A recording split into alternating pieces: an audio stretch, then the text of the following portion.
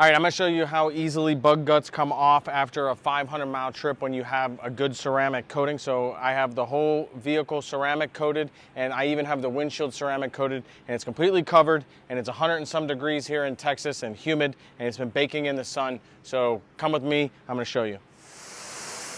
Now this is just water.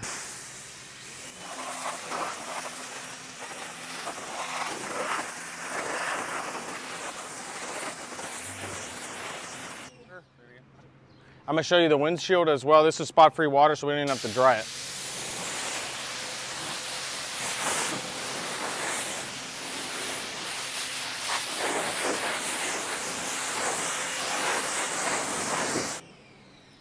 You notice, even after being in the sun and that long trip and sitting there for days, and like this is hot to the touch, they come off. I haven't even agitated them yet with a sponge or soap or anything, just water. So this is why you want ceramic coating, especially if you take a lot of trips that end up in bug guts.